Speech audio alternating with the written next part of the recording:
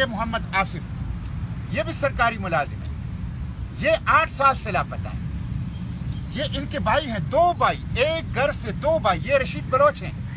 एक घर से अगर 2 नौजवान भाई गायब हैं तो आप अंदाजा लगा लें वहाँ हर सुबह सोओगे, वहाँ हर शाम मातम है, वहाँ गम का मुस्तकिल बसेरा है, दुख और दर्द का मुस्तकिल बसेरा है।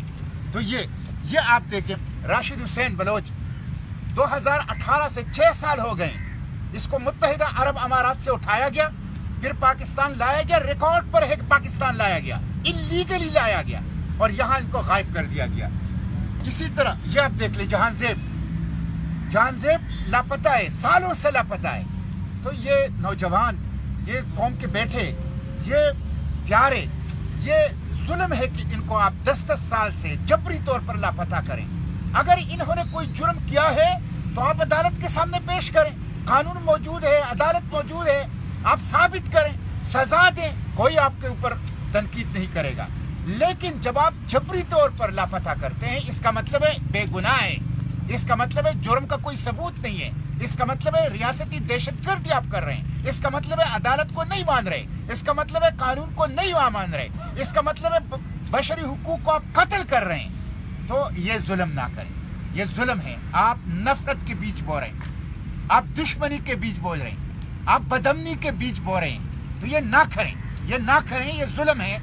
इसलिए ये जहांजेब बलोच, राशिद बलोच, ये रशीद बलोच, ये आसिफ बलोच और ये सईद अहमद बलोच और इसी तरह दूसरे, ये प्यारे सारे, ये सब हमारे बच्चे हैं, इनको बाजियाब कर दें।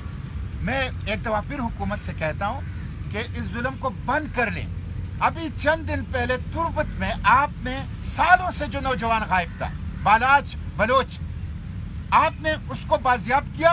और बाजियाब कैसे किया? लोगों को पता चल गया कि वो इनके पास है, आपने उनको सरफेस करके बाहर लाके कत्ल कर दिया। सीटीडी वो काउंटर टेररिज्म डिपार्टमेंट नहीं है, वो कंप्रेहेंसिव टेररिज्म डिपार्टमेंट है, वो खुद टेररिज्म करती है। सीटीडी टेररिस्ट इन यूनिफॉर्म, वो यूनिफॉर्म के अंदर दहशतगर्द हैं। इसलिए उनके खिलाफ FIR दर्ज की जाए, इन गुमशुदगियों का भी और बालाज बलोच का भी। मैं बलोच बच्चियों के साथ इज़हार यकजहती, मैं इनके साथ खड़ा हूँ, मैं इनके लिए पार्लियामेंट में आवाज़ उठाऊंगा।